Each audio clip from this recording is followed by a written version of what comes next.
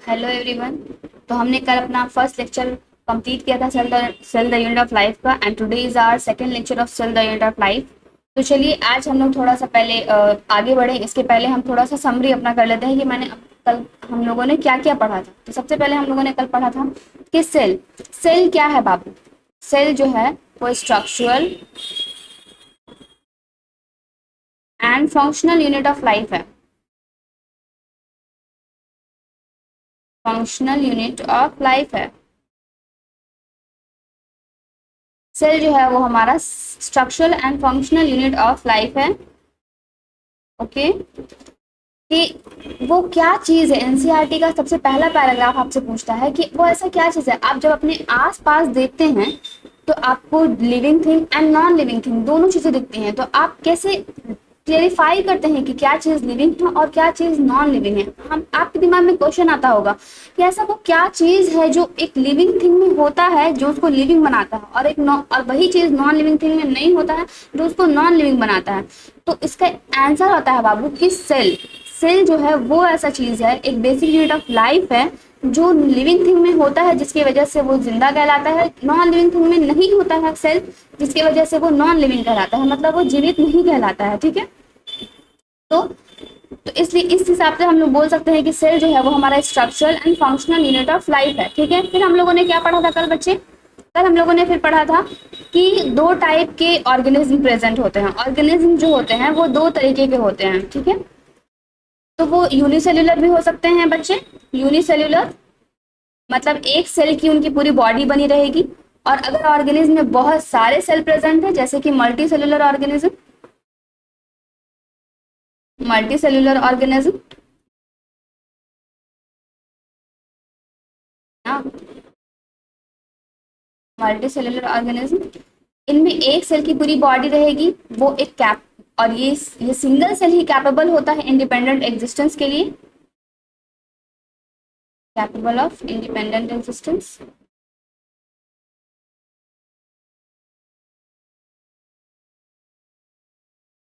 Existence, और ये perform कर लेता है खुद में ही, परफॉर्म करता है all vital function,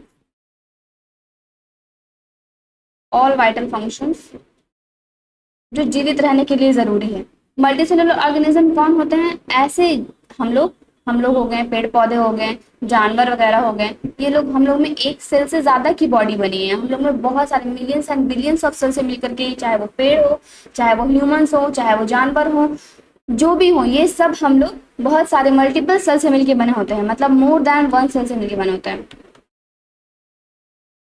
more than one cell.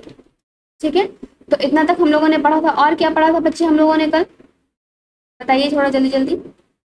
और हम लोगों ने पढ़ा था कि कितने टाइप के सेल होते हैं, किस टाइप के, बहुत सारे, स्मॉलेस्ट सेल से लेकर के लार्जेस्ट सेल तक होते हैं। ठीक है, फिर हम लोगों ने कुछ हिस्ट्री पढ़े थे। ठीक है, हिस्ट्री में हम लोगों ने क्या क्या पढ़ा, थोड़ा बहुत हिस्ट्री का देख लेते हैं जो आप लोग याद रखेंगे कि फर्स्ट डेड सेल किसने देखा था। फर्स्ट डेड सेल बोले या फिर सिर्फ फर्स्ट सेल बोले कि किसने खोजा था, या फिर सेल टर्म किसने दिया था, ये सब बोले। तो ये सब दिया था किसने? रॉबर्ट हुक जी ने। रॉबर्ट हुक जी ने, इसीलिए इनको हम लोग क्या कहते हैं? फादर ऑफ साइटोलॉजी भी कहते हैं, फादर ऑफ साइटोलॉजी। ठीक है, फादर ऑफ साइटोलॉजी भी कहते हैं इन लोगों को। फिर सेकंड में आते हैं कि फर्स्ट लाइफ सेल किसने देखा था। फर्स्ट लाइफ सेल किसने देखा था बच्चे? तो वो देखा था एवी लेनहोक जी ने। लेनहोक जी ने देखा था। ठीक है, ये याद रखना है आप लोगों को। फिर आए थे हम लोग सेल थ्योरी के 1830, एक सेकेंड, ये जो फर्स्ट इन्होंने किया था 1665 में, ये भी याद रखना है, मतलब याद रख लीजिएगा तो बेटर है ना। ठीक है, फिर एक न्यूक्लियस, न्यूक्लियस पढ़ा था हम लोगों ने कि उसका डिस्कवरी किसने किया था, तो वो रॉबर्ट ब्राउन जी थे। रॉबर्ट ब्राउन कब किया था इन्होंने? 1831 में किया था। ओके, ये सब आप लोगों को याद रखना है। फिर आते हैं कि सेल थ्योरी किसने दिया था। तो सेल थ्योरी को फॉर्मुलेट किया था दो साइंटिस्ट ने मिलकर। एक साइंटिस्ट थे जो 1838 में आए थे, जिनका नाम था मैथ्यू श्रीडेन। उन्होंने बहुत सारे प्लांट सेल पे स्टडी किया था और उन्होंने बताया था कि जितने, और उन्होंने एक स्टेटमेंट दिया था कि जितने भी प्लांट सेल होते हैं वो cells and product of cell से मिलकर बने होते हैं।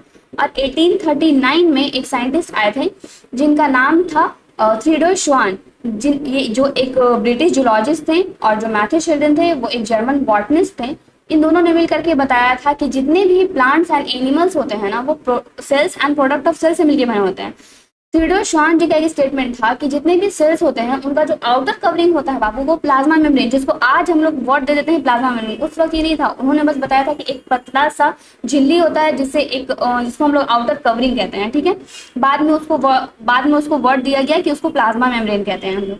फिर सेकेंड स्टेटमेंट उन्होंने दिया था कि सेल वॉल जो है ना वो एक यूनिक कैरेक्टर है प्लांट सेल का, जो एनिमल सेल में एब्सेंट होता है, और यही एक चीज है जो एनिमल सेल को प्लांट सेल से अलग बनाता है, ठीक है। ये एक बेसिक कैरेक्टर है। इतना हम लोगों ने पढ़ा था, तो इतना आप लोगों को याद होना चाहिए। और फिर हम लोगों ने क्या पढ़ा था कि सेल्स के बेसिक शेप्स एंड साइज होते हैं जो उसके एक्टिविटीज के अकॉर्डिंग डिफर करते हैं। अगर उन्हें बहुत दूर दूर तक इन्फॉर्मेशन पहुंचाना है तो उन्हें नर्व सेल बनना पड़ेगा जो बहुत लॉन्गेस्ट होते हैं। लार्जेस्ट सेल कौन होते हैं बाबू? एग ऑफ ऑस्ट्रिच होता है लार्जेस्ट सेल। ह्यूमन आरबीसी का साइज क्या होता है? 7 माइक्रोमीटर होता है। स्मॉलेस्ट सेल क्या होते हैं? माइक्रोप्लाज्मा, जो 0.3 माइक्रोमीटर के होते हैं। तो ये सब आप लोगों को याद होना चाहिए, ठीक है ना। फिर हम लोगों ने पढ़ा था कि 2 टाइप्स के सेल प्रेजेंट होते हैं इस पूरे ब्रह्मांड में, एक प्रोकैरियोटिक सेल एंड एक यूकैरियोटिक सेल। दोनों को डिफरेंशिएट हम लोग कैसे करते हैं? तो यूकैरियोटिक सेल जो होता है बाबू, उसमें एक ट्रू न्यूक्लियस प्रेजेंट होता है। जो जेनेटिक मैटेरियल होता है ना वो एक मेम्ब्रेन बाउंड स्ट्रक्चर के अंदर रहता है।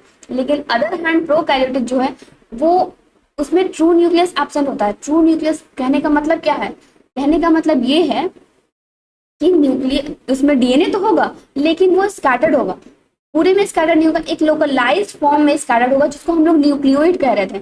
वो उसमें आउटर में न्यूक्लियर मेम्ब्रेन उसमें एब्सेंट होता है। ये एक मेन डिफरेंस है जो प्रोकैरियोटिक को यूकैरियोट से डिफर करता है। तो चलिए चलते हैं, हम लोग बढ़ते हैं आगे अपने आज के नेक्स्ट क्लास में। तो आज हम लोग पढ़ेंगे बाबू प्रोकैरियोटिक सेल की। प्रोकैरियोटिक सेल देखिए, इसके पहले मैं आगे बढ़ूं उसके पहले मैं थोड़ा सा बता देती हूँ कि देखो पूरे दुनिया में जितने भी जीवित चीज हैं, जितने भी लिविंग थिंग है ना, जितने भी लिविंग थिंग है उनको हम लोगों ने क्लासिफिकेशन किया है। उसको हम लोगों ने एक ग्रुप में रखा है जो जैसे दिखने वाली चीज है। जैसे कि देखिए मैं एग्जाम्पल देती हूँ आप लोगों को कि जैसे किचन है, तो किचन में मैंने जितने भी खाना बनाने वाले सामान है वो सब मैंने किचन में रखे हैं। जितने भी वॉशरूम में यूज होने वाले सामान है वो सब हम लोगों ने वॉशरूम में रखे हैं। तो हम लोगों ने घर के सामान में भी कैटेगराइज किया है ना कि हाँ ये यहाँ पे यूज होने वाला है तो इसको एक जगह रखते हैं, ये यहाँ पे यूज होने वाला है इसको एक जगह रखते हैं। क्यों ऐसा हम लोगों ने किया है? ताकि हम लोग को जब काम पड़े तो हम लोग को ढूंढना ना पड़े, हम लोगों को बहुत वर्क ना करना पड़े। सेम इसी तरीके से हम लोगों ने, जैसे कि हम लोग ह्यूमंस है तो आप लोग जानते हैं कि हम लोग थोड़ा अपना फायदा भी देखते हैं। अपना फायदा देखते हुए काम करते हैं कि हम लोगों को किस जीव से क्या फायदा मिल रहा है, किस जीव से क्या फायदा मिल रहा है। तो इन सब के बेसिस पे हम लोगों ने क्लासिफाई कर दिया है, सारे जीव जंतु जितने भी लिविंग थिंग है उनको क्लासिफाई किया है। जो आप लोगों को पढ़ने ये आप लोगों को पढ़ना है बायोलॉजिकल क्लासिफिकेशन में। एक चैप्टर है हम लोगों का 11th क्लास का सेकंड चैप्टर, जिसमें आप लोगों को बायोलॉजिकल क्लासिफिकेशन में ये पढ़ना है कि हम लोगों ने लिविंग थिंग को कैसे क्लासिफाई किया। तो वो 5 क्लासिफिकेशन है, तो वो मैं आप लोगों को बता देती हूँ कि सबसे पहला क्लासिफिकेशन उसमें आता है।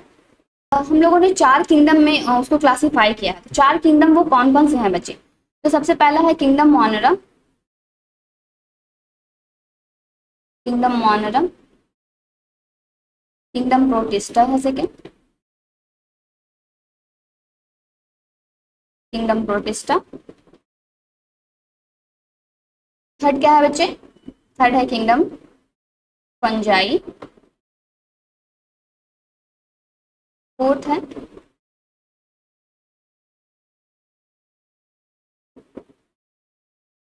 किंगडम एनिमेलिया, या एंड 5 है किंगडम प्लांटेड।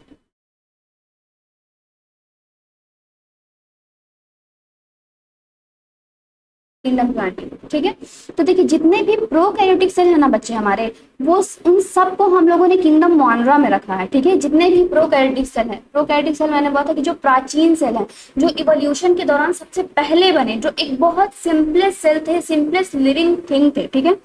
तो उसमें हम लोगों को प्रोकैरियोटिक सेल जो होते हैं वो सिंपलेस्ट बैक्टीरिया होते हैं, साइनोबैक्टीरिया होते हैं, माइकोप्लाज्मा होते हैं, फ्लोर पीपीएलओ होता है, निमोनिया लाइक ऑर्गेनिज्म, बहुत स्मॉल स्मॉल से ऑर्गेनिज्म रहते हैं, ये सब लिविंग होते हैं बच्चे, ठीक है। तो हम लोग सबसे पहले पढ़ते हैं, और ये सब प्रोकैरियोटिक सेल जनरली मिलते कहाँ हैं, आपको सॉइल में मिल जाएंगे, आपको वाटर में मिल जाएंगे, एंड प्लस आपको ह्यूमन बॉडी या फिर एनिमल के अंदर भी मिल जाएंगे आप लोगों को, एनिमल्स के अंदर as a parasite, as a को पैरासाइट, ये सब काम करते हैं। तो ठीक है, तो हम लोग प्रोकैरियोटिक सेल में क्या क्या पढ़ना है हम लोग को, जो भी मैं पढ़ाऊंगी वो सब किस पे एप्लीकेबल रहेगा, वो सब बैक्टीरिया पे एप्लीकेबल रहेगा, वो सब साइनोबैक्टीरिया पे एप्लीकेबल रहेगा, वो सब माइकोप्लाज्मा पे एप्लीकेबल रहेगा, इन सब टाइप के प्रोकैरियोटिक सेल प्रेजेंट होते हैं। ये बहुत स्मॉलर होते हैं, बहुत छोटे छोटे छोटे छोटे होते हैं, और बहुत मल्टीप्लाई करते हैं, एक से बहुत फास्टर मल्टीप्लाई करते हैं, एक से दो, दो से चार, चार से आठ, ऐसे बहुत फास्टर वे से मल्टीप्लाई करते हैं। जब भी आप लोग माइक्रोस्कोप में किसी एक छोटे बैक्टीरिया को देखेंगे ना, तो उनको देखेंगे कि वो बहुत फास्ट एक सिंगल बैक्टीरिया रखते हैं हम लोग, और बहुत कुछ सेकंड में ही वो बहुत सारे अपना कॉलोनी बना लेते हैं। कॉलोनी मतलब एक छोटा सा सेल रखें और वो डिवाइड डिवाइड डिवाइड डिवाइड होकर के बहुत सारा कॉलोनी बना लेता है, ठीक है। तो ये सब मल्टीप्लाई करते हैं बहुत फास्टर रेट से। अगर यहाँ पे रिलेट किया गया है कि यूकैरियोट से बहुत फास्टर रेट से करते हैं। अब देखो कोई भी हम लोग जब बहुत फास्टर, स्लोअर कोई भी टर्म यूज करते हैं इस टाइप, तो ये एक रिलेटिव टर्म है। रिलेटिव टर्म हम लोग किसी ना किसी से कंपैरिजन करके निकालते हैं। तो यहाँ पे हम लोग चूंकि प्रोकैरियोटिक सेल पढ़ रहे हैं, तो हम लोग यूकैरियोटिक सेल से हम लोग इसको रिलेट कर रहे हैं, ठीक है। इसका भी शेप साइज बहुत वैरी करता है, बहुत वैरी करता है। जैसे कि सेम ये सिंगल सेल है। अब प्रोकैरियोटिक सेल और सिंगल सेल में क्या डिफरेंस है, बहुत डिफरेंस तो नहीं है, ठीक है। तो अब देखिए, लेकिन इसके बाद भी हम लोगों ने 4 मेजर शेप निकाले हैं कि ज्यादातर इन्हीं शेप में पाए जाते हैं। जैसे बैसिलस जो हो जाएगा बेटा, वो रॉड शेप में हो जाएगा, रॉड शेप। फोकस जो होता है वो कैसा हो जाएगा, बताओ बताओ, राउंड शेप में हो जाएगा, गुड, राउंड शेप में हो जाएगा। विब्रियो जो होता है वो कॉमा शेप रहता है, कॉमा शेप रहता है, ठीक है। और स्पाइरल जो रहता है वो कैसा था, ऑफकोर्स स्पाइरल से स्पाइरल शेप, ओके। तो देखिए जो बैसिलस शेप है वो, बैसिलस है वो हम लोग रॉड शेप कैसा होता है, कुछ यूं रहेगा क्या, ठीक है। फोकस मतलब राउंड, राउंड शेप कुछ ऐसा रहता है। विब्रियो मतलब जस्ट कॉमा लाइक सा, ऐसा कुछ। और स्पाइरल कैसा होता है, सिंपली ऐसा। अब देखिए इसमें से ना ये और ये नॉन मोटाइल, ये नॉन मोटाइल होता है, ये मूव नहीं कर सकता है, नॉन मोटाइल होता है। और ये दोनों जो है ना ये मोटाइल होते हैं। मोटाइल होते तो मूव करने के लिए कुछ तो चाहिए, तो फ्लैजेला होता है इन लोगों में मूव कराने के लिए। तो चलिए हम लोग बेसिक शेप्स पढ़ते हैं कि भाई दिखने में कैसे होते हो तुम, पहले ये देख लेते हैं, ठीक है। पहले दिखने में कैसे होते हैं ये,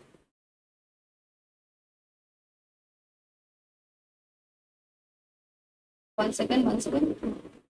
तो दिखने में कैसे होते हैं ये, तो देखिए ये मैंने खुद से बनाया है ये स्ट्रक्चर। आप प्लीज ध्यान से देखिए। सबसे पहले देखिए, सबसे पहले जो हम लोग को, जो अगर एक किसी बैक्टीरिया को देखें तो जो सबसे आउटर में दिखेगा वो हमारा ग्लाइकोकैलिक्स होता है, ठीक है। यहाँ पे एक सेकेंड, उसको मिस्टेक है यहाँ पे, ये कैप्सूल नहीं होता बच्चे, ये ग्लाइकोकैलिक्स होता है सबसे आउटर। उसके जस्ट इनर साइड में सेल वॉल होता है, उसके जस्ट इनर साइड में प्लाज्मा मेम्ब्रेन होता है।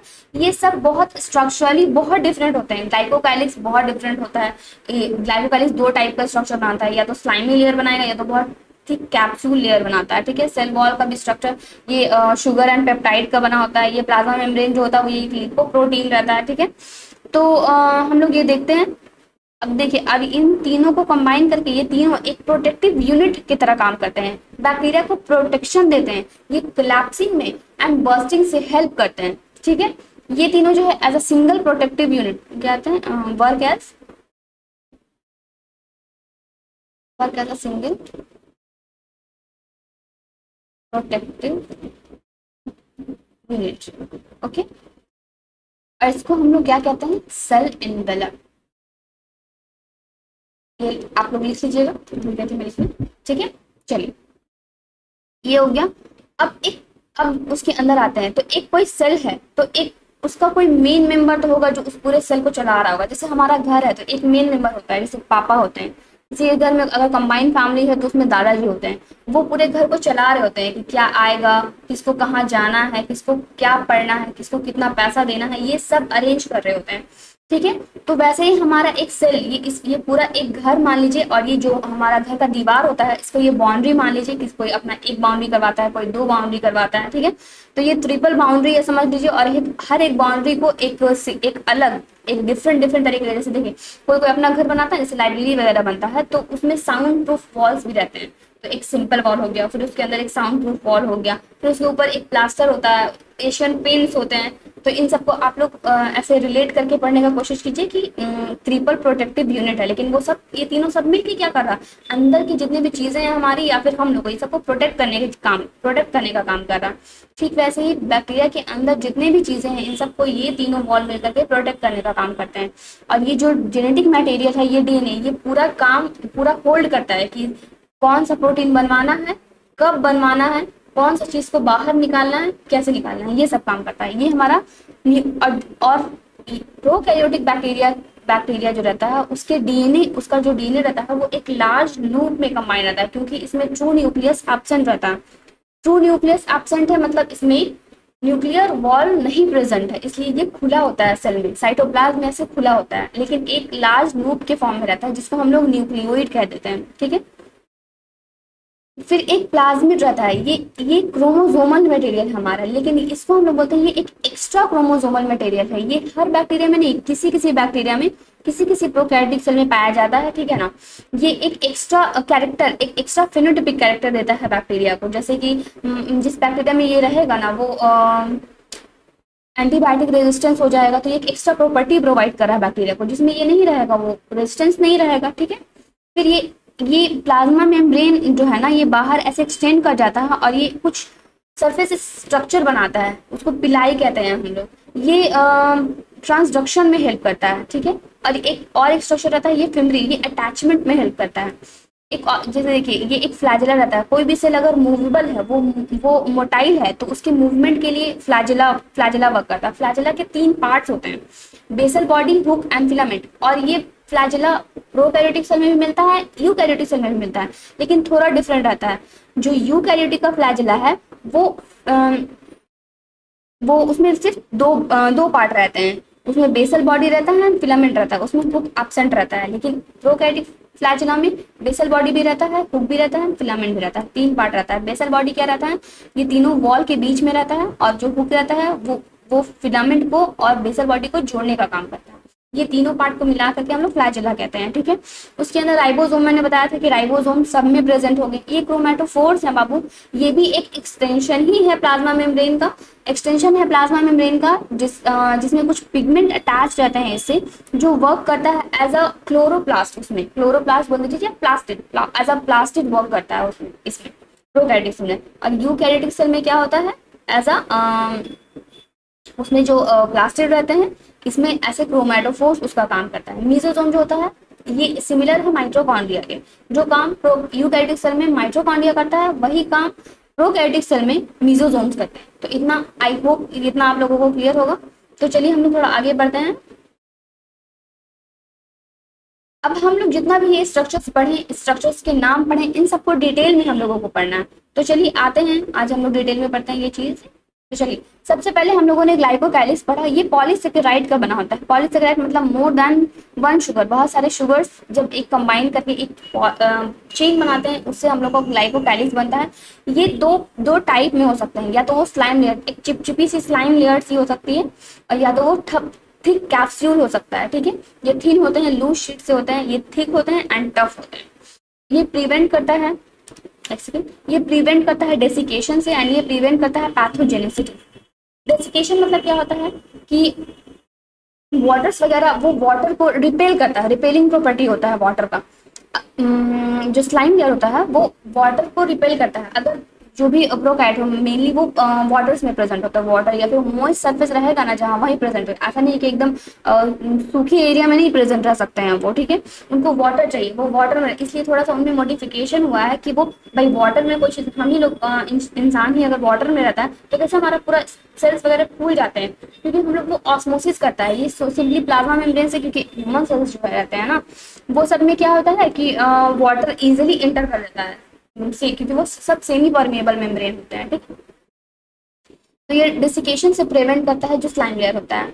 कैप्सूल में ये पैथोजेनिसिटी से प्रोवाइड करता है, मतलब कि कोई बाहर के बैक्टीरिया अंदर ना आ जाए, उसे भी तो प्रिवेंट करना है, क्या करके हम लोग को मार दें, ठीक है। ग्लाइकोकैलिक्स डिफर रहता है थिकनेस एंड कंपोजिशन में, डिफरेंट डिफरेंट बैक्टीरिया में, ऑफकोर्स डिफरेंट डिफरेंट बैक्टीरिया में different different thickness, different different types के रहेंगे। अब उसके अंदर क्या पढ़े थे हम लोग, सेल वॉल पढ़े थे, तो अब आ जाते हैं हम लोग सेल वॉल में। सेल वॉल क्या है बच्चे, सेल वॉल प्रेजेंट होता है, सेल वॉल जो होता है वो प्रेजेंट होता है सारे प्रोकैरियोटिक में, जितने भी प्रोकैरियोटिक सेल हैं उन सब में प्रेजेंट होता है। सिर्फ एक्सेप्शन है उसका एक माइकोप्लाज्मा, और ये याद रखना है आप लोग को, माइकोप्लाज्मा ही ऐसा है एक प्रोकैरियोट जो बिना ऑक्सीजन के जीवित रह सकता है। लिख देना, कैन लिव विदाउट O2, ठीक है।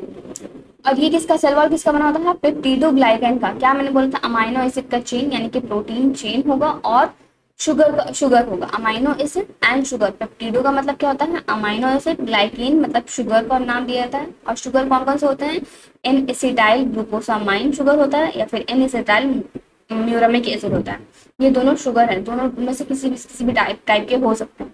अब आते हैं सेल वॉल का फंक्शन क्या है बच्चे, सेल वॉल का फंक्शन है ये प्रोवाइड करता है शेप टू सेल। देखो किसी भी चीज को शेप प्रोवाइड करने के लिए उसका आउटर वॉल जितना टफ जिस शेप का रहेगा उसी शेप का वो सेल भी हो जाएगा, इसलिए एक शेप देने के लिए हम लोग को सेल वॉल का जरूरत होता है। स्ट्रक्चरल सपोर्ट देता है, स्ट्रक्चर कि भाई कहीं पे कंकड़ मतलब कहीं पे रोड पे गिर गया है तो ऐसा नहीं कि उसको कुछ कुचल दे, कुछ चढ़ जाए, ठीक ना, इसलिए भी, ठीक है।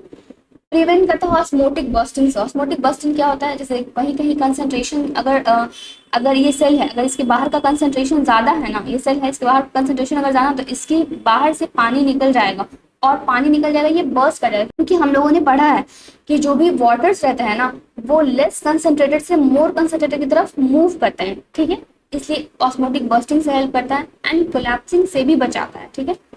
अब आते हैं हम लोग, उसके अंदर क्या था हम लोग का बच्चा, प्लाज्मा मेम्ब्रेन था। प्लाज्मा मेम्ब्रेन में हम लोग यूकैरियोटिक सेल में प्लाज्मा मेम्ब्रेन का पूरा डिटेल पढ़ेंगे कि वो कैसा होता है कैसा नहीं होता है। अभी नॉर्मली हम लोग यूकैरियोटिक सेल में बस नॉर्मली जान लेते हैं कि कैसा होता है।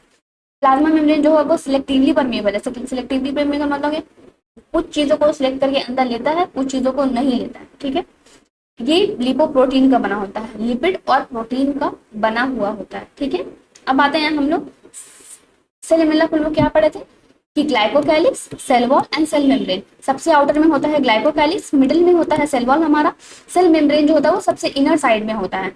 हर एक लेयर जो है वो उसका अलग अलग फंक्शन है अपना हर सेल का, क्योंकि देखो सेल वॉल जो होता है वो एक थिक रहता है, टफ रहता है। ग्लाइकोकैलिक्स दोनों हो सकता है, तो कैप्सूल अगर बना रहा है तो ठीक है, अगर स्लाइम लेयर बना रहा है तो चिपचिपा सा नॉर्मल लूज सा होगा, ठीक है।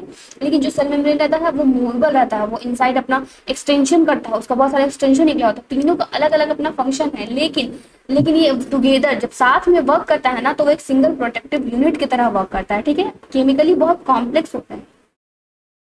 अब on the basis of cell structure, on the basis of cell wall and cell envelope, bacteria को दो ग्रुप में बांटा जाता है। एक ग्राम पॉजिटिव बैक्टीरिया जो ग्राम स्टेन ले लेते हैं उसको ग्राम पॉजिटिव बैक्टीरिया कहते हैं, जो ग्राम स्टेन नहीं लेते हैं उसको ग्राम नेगेटिव बैक्टीरिया कहते हैं। अगर सेल एनवेलप ठीक होता है तो ही तो ग्राम पॉजिटिव होगा, तो ही तो वो स्टेन रख पाएगा, तो ही तो इसी को हम लोग ग्राम पॉजिटिव कह देंगे। ये टेकअप करता है ग्राम स्टेन को, लेकिन ये नहीं लेता है ग्राम स्टेन को। अगर उसमें वो ब्लू कलर का कुछ ऐसा स्टेन होता है उसमें डाल करके हम लोग जो बैक्टीरिया को फिर दोबारा से वॉश करते हैं तो ये लेता तो दोनों है, दोनों के सेल वॉल में वो अटैच हो जाता है वो कलर्स, लेकिन जब हम लोग उसको दोबारा वॉश करते हैं तो ग्राम पॉजिटिव वाला स्टेन नहीं छोड़ता है, लेकिन ग्राम नेगेटिव वाला स्टेन छोड़ देता है। ये प्रॉपर नॉर्मल जैसे बैक्टीरिया था पहले वैसे हो जाता है, ठीक है। तो इन दोनों के बेसिस पे हम लोग डिफाइन करते हैं कि क्या कौन सा बैक्टीरिया ग्राम पॉजिटिव है, कौन सा बैक्टीरिया ग्राम नेगेटिव है। फिर हम लोग एक स्ट्रक्चर पढ़े थे न्यूक्लियोइड। वो क्या था कि डीएनए जो है वो एक लार्ज लूप में होल्ड रहता है, उसको हम लोग न्यूक्लियोइड कहते हैं। ये क्या है, डीएनए ऑफ प्रोकैरियोटिक सेल है। ये सिंगल होता है, मतलब एक होता है, सर्कुलर होता है, एक सर्कुलर लूप में होता है, डबल स्टैंडर्ड होता है। ऑफकोर्स ये कुछ ऐसा रहता है, ठीक है, डबल स्टैंडर्ड रहता है, एक स्टैंड नहीं रहता है उसमें। और पैक रहता है बहुत सारे बेसिक प्रोटीन से मिलकर। जैसे देखो हम लोग बताते हैं आपको कि देखो ऐसे कुछ रहता है हमारा डीएनए, कुछ डीएनए हमारा ऐसा रहता है, ठीक है, लेकिन ये ज्वाइंट हो जाता है, ठीक है ना, इसलिए ये, तो अब इसको ज्वाइंट करने के लिए, क्योंकि देखो हमारा प्रोकैरियोटिक सेल जो होता है कितना छोटा सा रहता है। हम बताएं आपको कि अगर बैक्टीरिया कितना रहता है, 3 to 5 माइक्रोमीटर रहता है। 3 to 5 माइक्रोमीटर मतलब कि 3 से 5 तक इसका साइज रहता है। तो माइक्रोमीटर का मतलब पता है क्या होता है? मान लो कि 3 लेके चलते हैं, या फिर चलो मान लो 5 लेकर के चलते हैं, 10⁻⁻⁶, ये कितना हो गया? ये इतना मीटर का रहता है, ठीक है ना। मतलब 5 को हम लोग जब डिवाइड देते हैं 6 जीरो से, और 3 6 जीरो से, ये कितना छोटा नंबर है, कितना छोटा उसका लेंथ होगा, ये तुम सोचो कितना छोटा होगा। और उसमें इतने लार्ज डीएनए को, डीएनए पता है बाबू बहुत लंबा होता है, मतलब ऑलमोस्ट कह सकते हैं हम लोग एटलीस्ट 1 मीटर, 1 से 1.5 मीटर तक। ह्यूमन के हर एक सेल में, यूकैरियोटिक सेल में तो 2.2 मीटर डीएनए था। हमारे हर एक सेल में 2.2 मीटर लंबा, 1 मीटर लंबा कुछ इतना होता है, ठीक है ना। तो समझ में आ रहा है कि कितना होगा, मतलब बहुत लंबा होगा। तो एक छोटे से सेल में, जो हम लोग को सेल दिखाई भी नहीं दे रहा है, उसमें उसमें भी एक सिंगल छोटे से जगह में, जैसे कि प्रोकैरियोटिक सेल है तो उसमें भी वो तो इतना, मतलब फिर भी एक उसका साइज है ना, लेकिन उसके बाद भी पूरे में तो नहीं प्रेजेंट है, थोड़ा एक सर्टेन लोकेशन में, एक लोकलाइज्ड एरिया में प्रेजेंट है, ठीक है ना। तो इतने छोटे से एरिया में प्रेजेंट कैसे करना है? तो इतना लंबा जो डीएनए है हमारा, इतना लंबा जो डीएनए है, इसको पैक कैसे करना है? तो बीच बीच में पता है बहुत सारे ऐसे प्रोटीन होते हैं, और इसमें ऐसे लपेटे, जैसे धागा होता है ना, धागा कितना लंबा होता है, जो किसी ने रील देखा है, जैसे हम लोग जिससे कपड़ा वगैरह सिलते हैं हम लोग, वो कितना लंबा धागा होता है। अगर उसको ऐसे खोल के रखेंगे तो कितना लंबा होगा हम लोग का। लेकिन उसको एक जो उसको बैबिन होता है, क्या कहते हैं उसको, हाँ बैबिन कहते हैं शायद उसको, उसको ऐसे उसमें रोल किया जाता है। रोल करने के बाद वो कितने छोटे से जगह में आ जाता है। ठीक वैसे ही हमारा कुछ बेसिक प्रोटीन्स होते हैं, जिसमें हम लोग ऐसे डीएनए को लपेटते हैं, फिर दूसरा प्रोटीन रहेगा, फिर ऐसे डीएनए को लपेटते हैं, ऐसे करते करते कुछ हमारा ऐसा स्ट्रक्चर बन जाता है, जिसको हम लोग न्यूक्लियोइड कहते हैं। समझ में आया? ठीक है। इसमें न्यूक्लियर मेम्ब्रेन एब्सेंट रहता है, वो तो बता चुके हैं हम लोग कितनी बार। डीएनए प्रेजेंट रहता है, नेक प्रेजेंट रहता है, साइटोप्लाज्म मतलब खुला प्रेजेंट रहता है, उसको कोई कवरिंग नहीं होता उस पर। जितने भी नेसेसरी जीन प्रेजेंट होते हैं ना, जितने भी नेसेसरी जीन की जरूरत होती है, वो सारे इस जेनोमिक क्रोमोसोमल डीएनए पे प्रेजेंट होते हैं। आप लोगों को ये याद, ठीक है, कि जितने भी इसको प्रोटीन बनाने के लिए, जितना भी प्रोटीन बनाने की इसको जरूरत है, वो सारा इंफॉर्मेशन इस जीन पे प्रेजेंट होता है। इतना इनफ है उसके पास, इतना। अब आते हैं हम लोग बच्चे प्लाज्मिड पढ़ते हैं, ठीक है। प्लाज्मिड क्या है? प्लाज्मिड मैंने बताया था कि एक्स्ट्रा क्रोमोसोमल एक न्यूक्लियोइड तो है ही मेरा, जो मेरा क्रोमोसोमल डीएनए है, जिसको जीनोमिक डीएनए भी कहते हैं, जिसकी वजह से सारा बैक्टीरिया का सेल वॉल कैसा है, बैक्टीरिया का प्लाज्मा मेम्ब्रेन कैसा है, बैक्टीरिया का और सारे स्ट्रक्चर्स कैसे हैं, ये सब ये डिनोट करता है, ये सब ये बनाता है कि कैसा होना चाहिए, कैसा होगा, ये सब ये बताता है कि ऐसा होगा। ये सारा कोड करता है, जितना भी इन सब पे इस सारे देखो, ये सब जितने भी हमारे न्यूक्लियोइड हैं, इसके ऊपर जीन प्रेजेंट होता है, जो कोड करता है एक प्रोटीन के लिए। और ये प्रोटीन जा करके जिस चीज की जरूरत है, जैसे कि हमारा सेल मेम्ब्रेन हो गया, उसमें भी प्रोटीन है। हमारा सेल वॉल हो गया, वो भी प्रोटीन से मिलकर बना होता है। जो प्रोटीन का जरूरत है वो जा करके वहां पे बाइंड करता है एंड वो वॉल बनाता है, ठीक है। तो इतना हो गया। तो ये क्या है, और ये याद रखना है कि प्रेजेंट इन सम बैक्टीरिया। आप लोगों को ये नहीं भूलना है कि सम बैक्टीरिया, ये घुमा के क्वेश्चन दे देता है कि प्रेजेंट इन ऑल बैक्टीरिया या प्रेजेंट इन सम बैक्टीरिया, ठीक है। तो प्रेजेंट इन कुछ कुछ बैक्टीरिया में ही होते हैं। ये एक एक्स्ट्रा फेनोटाइपिक कैरेक्टर देता है बैक्टीरिया को, जिसकी वजह से कोई रेजिस्टेंस हो जाता है, एंटीबायोटिक रेजिस्टेंस प्रॉपर्टी दे देता है, या फिर कुछ दे देता है, ठीक है। स्मॉल होता है, सर्कुलर होता है, डबल स्टैंडर्ड होता है, सेम उसी की तरह न्यूक्लियोइड की तरह ही होता है, ठीक है। प्रेजेंट होता है outside genomic DNA. Genomic DNA से इसका कोई लेना देना नहीं है, ये अलग जा सकता है, अलग ग्रो कर सकता है, अलग डिवाइड कर सकता है, ठीक है। ये आप लोगों को एक्स्ट्रा बाद में पढ़ना है, जब हम लोग 12th चैप्टर जब स्टार्ट करेंगे हम लोग, तो इसमें जब हम लोग बायोटेक्नोलॉजी चैप्टर पढ़ेंगे, तो उसमें ये दिया हुआ है कि जब जो प्लाज्मिड होता है उसको हम लोग बैक्टीरिया इस सेल से निकाल करके दूसरे सेल में भी अगर डाल देते हैं, तो वो सेम मल्टीप्लाई कर जाता है, अपना सेम कॉपी बना सकता है, इररेस्पेक्टिव ऑफ न्यूक्लियोइड, मतलब जीनोमिक डीएनए से, ठीक है। इसका ये एक यूनिक फेनोटाइपिक कैरेक्टर देता है बैक्टीरिया को, जैसे ये एंटीबायोटिक रेजिस्टेंस प्रॉपर्टी हो गया। ये इसको एज अ वेक्टर यूज करते हैं हम लोग, क्योंकि ये सेल्फ रेप्लिकेटिंग होता है, ठीक है। अकर्स इन प्रोकैरियोट, मतलब जो ये प्रोकैरियोट में ही प्रेजेंट होता है, ये स्पेशल कैरेक्टर है प्रोकैरियोट का। यूकैरियोटिक सेल में ये नहीं देखने के लिए मिलता है, ठीक है। अब आते हैं हम लोग थोड़ा सा मीजोजोम पढ़ते हैं। मीजोजोम में क्या होता है, देखो मीजोजोम ना थोड़ा सा रिलेट करता है इससे। मीजोजोम यूकैरियोटिक सेल के ये माइटोकॉन्ड्रिया तो आप लोग सबको जानते होंगे, माइटोकॉन्ड्रिया, ठीक है, माइटोकॉन्ड्रिया। ये मीजोजोम होता है एग्जैक्ट रहता है माइटोकॉन्ड्रिया की तरह। यूकैरियोटिक सेल में जो भी काम माइटोकॉन्ड्रिया कर रहे होते हैं ना हमारे, प्रोकैरियोटिक सेल में वही काम मीजोजोम कर रहा होता है। ये एक मेम्ब्रेनस स्ट्रक्चर होता है। हमने बताया था कि जो साइटोप्लाज्म होता है ना, मेरा साइटोप्लाज्म, वो सॉरी, प्लाज्मा मेम्ब्रेन जो होता है, ये प्लाज्मा मेम्ब्रेन का एक्सटेंशन ऐसे हो जाता है, इसी को हम लोग मेसोसोम कहते हैं। ये तो इसका क्या कुछ नहीं है, ये एक बस प्लाज्मा मेम्ब्रेन का एक्सटेंशन होता है, ठीक है। अब देखिए ये एक मेम्ब्रेनस स्ट्रक्चर है, ऑफकोर्स एक्सटेंशन है प्लाज्मा मेम्ब्रेन का, तो मेम्ब्रेनस ही होगा। कैरेक्टरिस्टिक है ये प्रोकैरियोटिक का, ये भी एक कैरेक्टरिस्टिक है प्रोकैरियोटिक का। यूकैरियोटिक में ये नहीं प्रेजेंट होता है। ये प्रेजेंट बहुत बहुत फॉर्म में प्रेजेंट होते हैं। वेसिकल्स के फॉर्म में हो सकते हैं, टिब्यूल्स के फॉर्म में हो सकते हैं, लैमेली के फॉर्म में हो सकते हैं, ठीक है। अब देखिए ये इंक्रीज करता है हमारा सरफेस एरिया को भी। ऐसा है तो देखिए ये इतना छोटा सा एरिया इतना बड़ा एरिया में कन्वर्ट किया है। देखिए इसमें 4 डॉट ही पार पा रहे हैं हम, लेकिन इसमें कितना सारा डॉट हो जाएगा, मतलब ये सरफेस एरिया इंक्रीज कर दिया है, ठीक है। अब आते हैं फंक्शंस पे। इसका फंक्शन क्या है, तो इसका फंक्शन बहुत इंपॉर्टेंट है बच्चे, हर एग्जाम में ये पूछता है। इसको एकदम अच्छे से मार्किंग करके आप लोग रख लीजिए, ये हमेशा एग्जाम में, हर एग्जाम में पूछता है, ठीक है। तो इसका फंक्शन क्या है, ये हेल्प करता है सेल वॉल फॉर्मेशन में, डीएनए रेप्लिकेशन में, डीएनए डिस्ट्रीब्यूशन में। डिस्ट्रीब्यूशन जब कोई सेल हमारा डिवाइड कर रहा होता है, सिंगल सेल से 2 सेल में डिवाइड कर रहा होता है, उस वक्त का बात है। रेस्पायरेशन में हेल्प करता है एंड सिक्रीशन में हेल्प करता है। ये मीजोसोम पता है कैसे होता है, जैसे ऐसे होते हैं।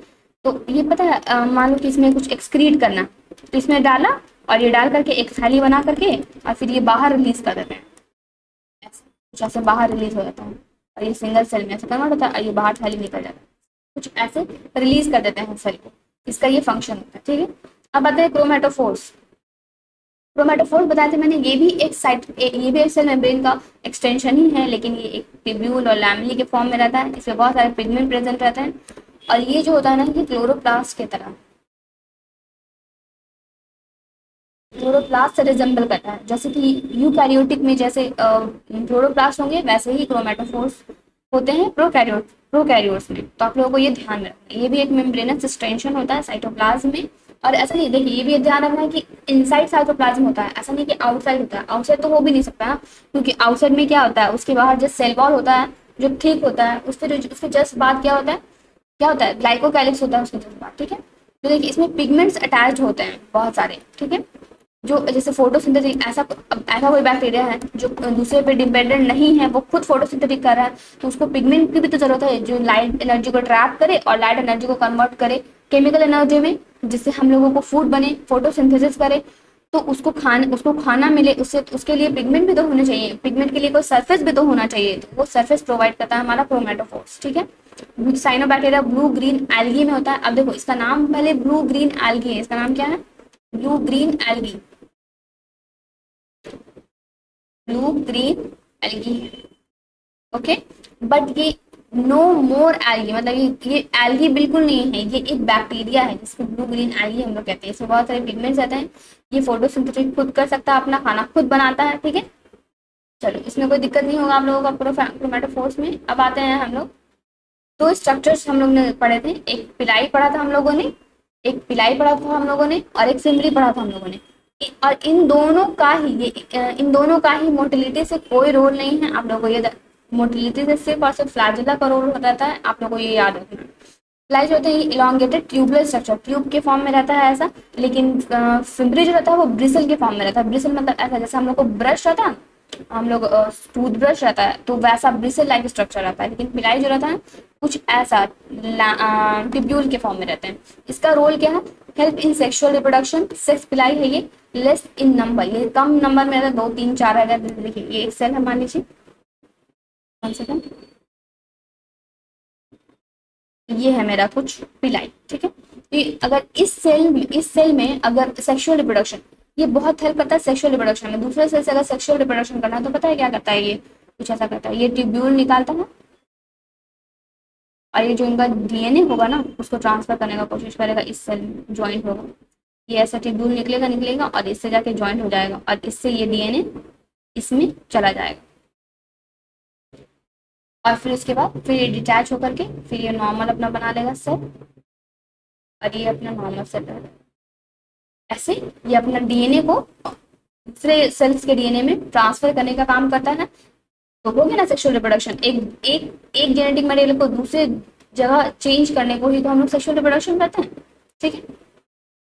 जो फिमरी होता है ये स्मॉल होता है, ब्रिसल शेप का होता है, देखिए पिलाई थोड़ा लॉन्ग होता है, लेकिन ब्रिसल लेकिन जो फिमरी होता है ना वो स्मॉल स्ट्रक्चर होता है, ब्रिसल लाइक स्ट्रक्चर होता है। इसका रोल क्या है, अटैचमेंट में, रॉक एंड होस्ट से अटैचमेंट में। मान लो कि फिश है, बहुत लार्ज फिशेज के ऊपर जो होते हैं ना उसके नीचे सरफेस पे या फिर ऊपर सरफेस बहुत सारे स्मॉल स्मॉल फिशेज अटैच रहती हैं, बहुत सारे स्मॉल स्मॉल एक्वेटिक एनिमल्स उस पर अटैच रहते हैं ताकि उन लोगों को भोजन मिल सके, खाना मिल सके। जो बड़े फिश खा के छोड़ देते हैं वो छोटे छोटे जंतु लोग खा लेते हैं, ठीक है। तो उस पर अटैचमेंट भी तो चाहिए, अटैचमेंट करना है। लार्ज फिश पे अगर स्मॉल से कोई भी जानवर अटैच कर रहे हैं उस पर, उसको अटैच करने के लिए फिमरी हेल्प करता है, ठीक है। ये मोर नंबर में होते हैं, बहुत सारे नंबर्स में होते हैं। आपका छोटा छोटा पतला पतला स्ट्रक्चर हो तो बहुत सारे नंबर में उसको काउंट भी करना मुश्किल होता है, ठीक है। ये याद रखना आप लोगों को। जो फ्लैजिला है ना बेटा हमारा, जो फ्लैजिला है बच्चे, वो क्या है, present in bacteria, help in motility. ये हर बैक्टीरिया में होते हैं और मोटिलिटी में हेल्प करते हैं। लेकिन ऐसे बैक्टीरिया जो मोटिलिटी में हेल्प, जो नॉन मोटाइल है, जो मोटाइल नहीं है, जो मूव नहीं करते हैं, उसमें फ्लैजिला एब्सेंट होगा।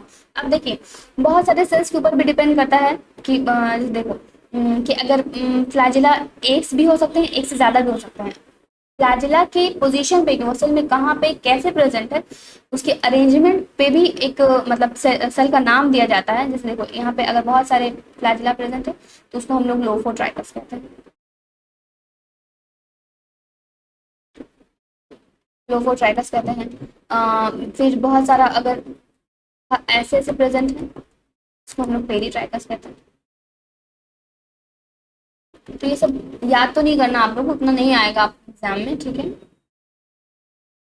ठीक है, फ्लैजिला जो होते हैं वो प्रेजेंट होते हैं बैक्टीरिया में, हेल्प करते हैं मोटिलिटी में आपको। फ्लैजिला जो रहते हैं वो थिन होते हैं, फिलामेंटस एक्सटेंशन होते हैं, फ्रॉम सेल वॉल से निकलते निकलते हुए दिखते हैं, ठीक है। वैरी रहते हैं नंबर में, अरेंजमेंट में वैरी करते हैं, नंबर में भी वैरी। किसी में बताया नहीं अभी, किसी में एक भी सिंगल फ्लैजिला भी हो सकते हैं, किसी में मल्टीपल फ्लैजिला भी रह सकते हैं। मल्टीपल फ्लैजिला है तो उसके अरेंजमेंट्स कैसे हैं, उसके अरेंजमेंट्स पे भी उसके नाम अलग अलग दिए जाते हैं। और ये फ्लैजिलिन प्रोटीन का बना होता है। ये आप लोगों को याद रखना है कि जो प्रोकैरियोटिक का फ्लैजिला होता है वो फ्लैजिलिन प्रोटीन का बना होता है, लेकिन जो यूकैरियोटिक का फ्लैजिला है वो ट्यूबुलिन प्रोटीन का बना होता है, ठीक है।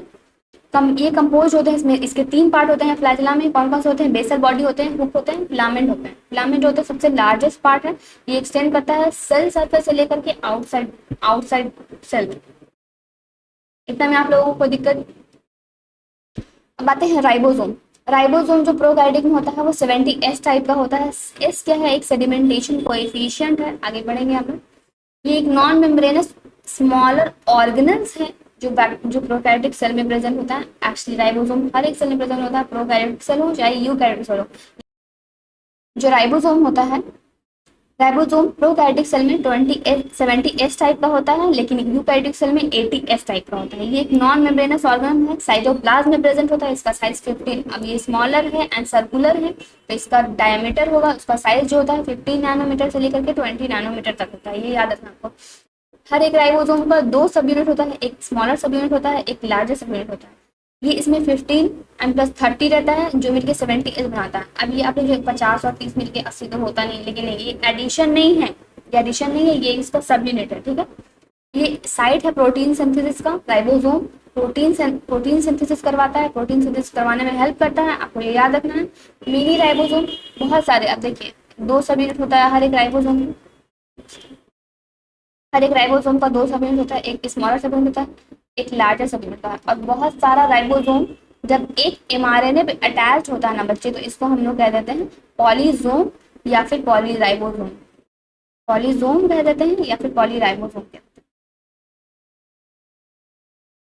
राइबोसोम।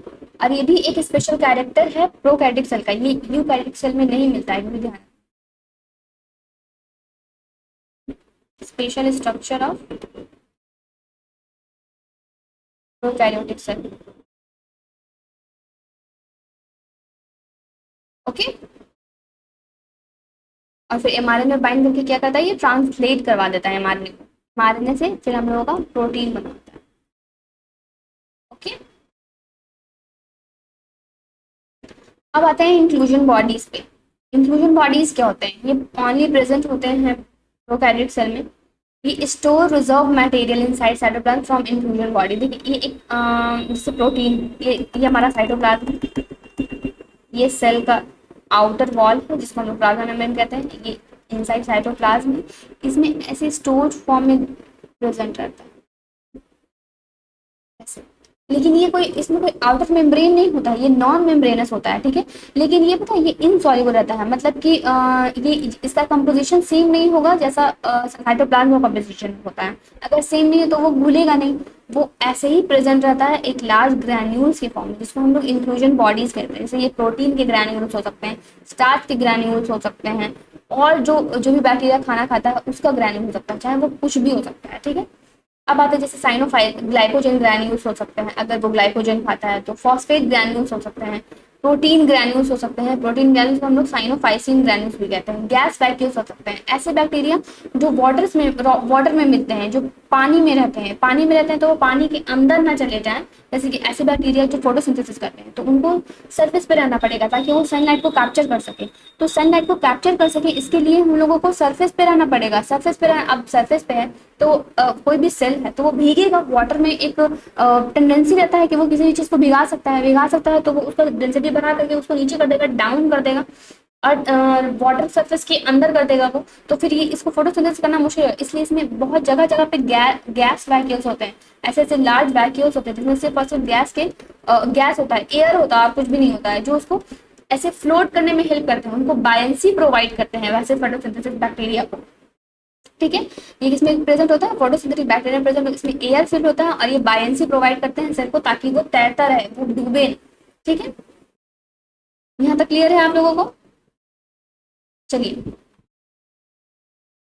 आई होप यहाँ तक आप लोगों को समझ में आया होगा बच्चे। तो आज हम लोगों ने प्रोकैरियोटिक सेल पढ़ा है। प्रोकैरियोटिक सेल में भी क्या पढ़ा है हम लोगों ने कि प्रोकैरियोटिक सेल के सबसे आउटर में ग्लाइकोकैलिक्स होता है, उसके इनर में सेल वॉल होते हैं, उसके इनर में क्या होता है? प्लाज्मा मेम्ब्रेन होता है। ये तीनों ऐसा काम करते हैं सिंगल प्रोटेक्टिव यूनिट। ये बैक्टीरिया को बचाते हैं कोलैप्सिंग में एंड कोलैप्सिंग से एंड बर्स्टिंग से, ठीक है। इसके अंदर न्यूक्लियोइड होता है जो एक लार्ज लूप में रहता है, डीएनए उसमें बहुत बेसिक बेसिक प्रोटीन से मिलकर के लार्ज लूप में कंबाइंड रहता है, पूरे बैक्टीरिया में वो नहीं फैला रहता है, ठीक है। और क्या पढ़ा हम लोगों ने? राइबोसोम पढ़ा। राइबोसोम जो 70S टाइप का रहता है। राइबोसोम एक ए मेम्ब्रेनस स्ट्रक्चर है, ए मेम्ब्रेनस स्मॉल ऑर्गेनल्स है प्रोकैरियोटिक सेल में, जो यूकैरियोटिक सेल में भी प्रेजेंट रहता है लेकिन उसमें 80S टाइप का रहता है, ठीक है। और क्या पढ़ा हम लोगों ने? हम लोगों ने मीजोसोम पढ़ा जो सिमिलर है माइटोकॉन्ड्रिया से। उसमें वो एरोबिक रेस्पिरेशन करता है, इसमें भी एरोबिक रेस्पिरेशन करता है, सेल वॉल फॉर्मेशन करता है, एक्सक्रीशन में हेल्प करता है, ये सब काम करता है। हम लोगों ने पढ़ा क्रोमैटोफोर्स पढ़े थे। क्रोमैटोफोर्स क्या है? वो भी एक मेम्ब्रेनस स्ट्रक्चर का एक्सटेंशन है, मेम्ब्रेन का एक्सटेंशन है जिसपे पिगमेंट्स प्रेजेंट होते हैं। ऐसे बैक्टीरिया जो फोटोसिंथेसिस करते हैं वो उस पिगमेंट से क्या कर सकते हैं? वो फोटोसिंथेसिस करते हैं। वो पिगमेंट लाइट कैप्चर करता है और उसको लाइट एनर्जी को केमिकल एनर्जी में कन्वर्ट करता है, फूड बनाता है अपने लिए, ठीक है। और क्या हम लोगों ने पढ़ा बाबू? और हम लोगों ने पढ़ा फ्लैजेला। फ्लैजेला क्या होता है? फ्लैजेला मोटिलिटी में हेल्प करता है। फ्लैजेला के 3 पार्ट्स होते हैं। क्या कौन कौन से वो पार्ट होते हैं? सबसे पहला होता है बेसल बॉडी, सेकेंड होता है हुक एंड थर्ड होता है फिलामेंट। फिलामेंट लार्जेस्ट पार्ट होता है, ठीक है। और फ्लैजेला किससे मिलकर बना होता है? फ्लैजेलिन प्रोटीन से मिलकर बना होता है प्रोकैरियोटिक में। यूकैरियोटिक में वो यूकैरियोटिक में वो ट्यूबुलिन प्रोटीन से मिलकर बना होता है। आप लोगों को ये याद रखना है। और क्या पढ़ा था हम लोगों ने? और पढ़ा था पिलाई। पिलाई क्या है? वो एक सेक्सुअल रिप्रोडक्शन में हेल्प करता है।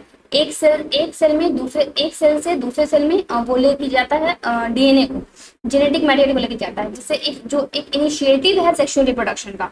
और क्या हम लोगों ने पढ़ा था? और पढ़ा था हम लोगों ने फिम्बरी। फिम्बरी क्या होता है? एक ब्रेसलेट लाइक स्ट्रक्चर होता है जो अटैचमेंट में हेल्प करता है। रॉक हो गया या फिर किसी भी होस्ट पे हो गया, वो अटैचमेंट में हेल्प करता है जिससे हम लोग को न्यूट्रिशन ले सकें, ये सब ले सके, ठीक है। और क्या हम लोगों ने पढ़ा था?